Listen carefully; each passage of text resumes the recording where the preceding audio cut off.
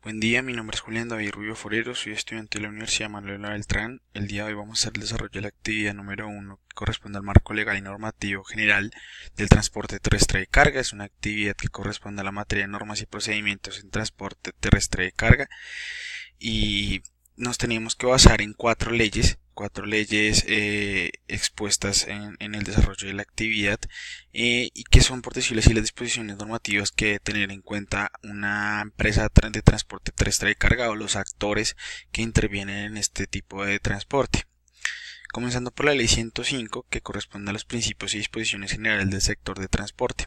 Es una ley que maneja 5 títulos.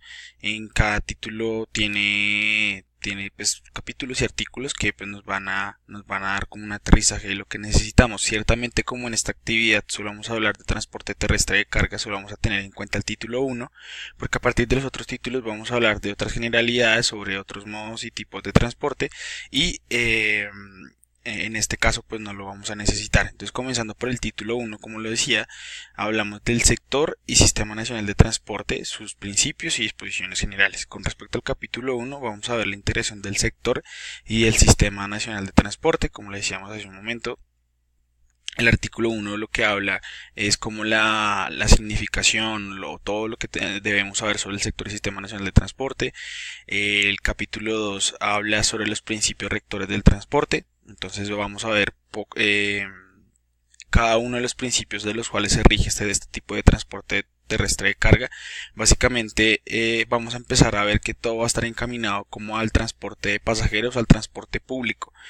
La regulación del transporte y el tránsito lo vamos a ver en otra, también lo vamos a ampliar información con otras leyes, pero en el caso de esta ley, en el capítulo 3, el artículo 5 habla del desarrollo de políticas, las regulaciones de transporte como las señalizaciones y demás, que más adelante, como les mencionaba, vamos a ver una ley que se especializa al respecto. El artículo 6 y 7 me pareció importante añadirlo porque también habla sobre la reposición del parque automotor y la responsabilidad que deben tener las empresas de transporte terrestre de pasajeros al hacer esta reposición, teniendo en cuenta el modelo de los vehículos, las sanciones a las cuales están sujetos las personas que intervienen en este tipo de transporte. El capítulo 5 corresponde a los perímetros del transporte y tránsito por carretera en el territorio colombiano y pues también en el territorio fronterizo. Básicamente todo lo que tiene que ver con fronteras, con distancias y perímetros que debe respetar la persona que interviene en este tipo de transporte. Vamos a hablar de la ley 336, la segunda ley de 1996 que corresponde al estatuto o que adopta el Estatuto Nacional de Transporte. En esta ley hay varios títulos, pero vamos a centrarnos en el título 1 y en el título 2. El título 1 vamos a hablar en primera instancia el capítulo 1 se basa en los objetivos. Aquí en este capítulo 1 los artículos que vamos a resaltar es del 1 al 3. Hablamos de la unificación de estos objetivos o de la empresa como transporte, la inclusión de la seguridad y la regulación de estas empresas. Principios y naturaleza tiene que ver básicamente con la protección estatal. Empezamos a hablar una vez más del transporte público, entonces todo lo que se debe saber sobre el transporte público, sus principios y como las características generales, y lo mismo del transporte multimodal y cómo se tienen que regir regulados por el Ministerio de Transporte. Creación y funcionamiento de las empresas del transporte público, su alcance y la habilitación para manejar este tipo de transporte, la prestación del servicio, entonces todos los permisos que deben tener y niveles y modalidades que maneja equipos. Hablamos prácticamente de los vehículos, la capacidad que va a haber de vehículos y la documentación que deben tener para el tránsito de los mismos, las tarifas que se manejan y que se regulan al interior de este tipo de transporte. La seguridad, vamos a hablar del CONCET, que es una entidad adjunta al Ministerio de Transporte, las condiciones, pólizas y la Dirección General de Seguridad, que también ayuda a regular todo el tema de seguridad, valga la redundancia, en este tipo de transporte terrestre de carga. Sanciones y procedimientos, hablamos de todo lo que tiene que ver, como lo vimos anteriormente en la ley 105 en el artículo 9. Aquí vamos a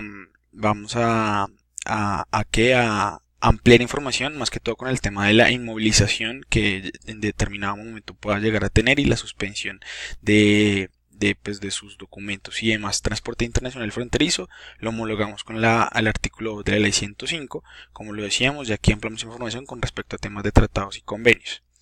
El título 2 ya tiene que ver con disposiciones especiales, entonces ampliamos información en el capítulo 1 sobre transporte terrestre automotor, sistema único de identificación vehicular, es lo que podemos resaltar desde el artículo 56 hasta el artículo 67. En la ley de 769 del 2002 vamos a encontrar el Código Nacional de Tránsito, ya nos empezamos a meter con señalizaciones, todo lo que tiene que ver con en el título 1, las disposiciones generales, entre el artículo 1 y 11, vamos a encontrar como un glosario al principio los entes que regulan todo el tema de tránsito y el Registro Único Nacional de Tránsito, que es el RUNT. Título 2, Régimen Nacional de Tránsito. Vamos a encontrar todo el tema de formación en cuanto a temas de las empresas que prestan todo el tema de capacitación para la conducción, las licencias, los vehículos, vehículos como tal, la seguridad, las placas que deben las personas adquirir o expedir, los registros que se solicitan y la inspección tecnomecánica, que es un requisito para las empresas que prestan el servicio. El título 3, normas de comportamiento que deben tener las personas en el tránsito, sanciones y procedimientos que se homologan con el artículo 9, como lo dijimos acá. Y ampliamos con todo el tema de multas y penalidades. En la ley 1503 del 2011 hablamos de hábitos y comportamientos de seguridad vial.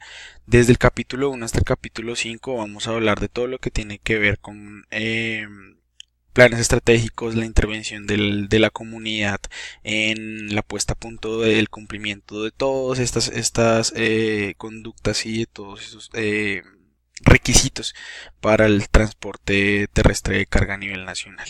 Con esto terminamos la presentación con la bibliografía, que básicamente, como les decía al principio, todo es avalado por el Ministerio de Transporte, pero hay diferentes ministerios que también avalan y también incluyen, por decirlo así, algunos conceptos para el avance de este tipo de normas. Agradezco mucho su atención, que estén muy bien.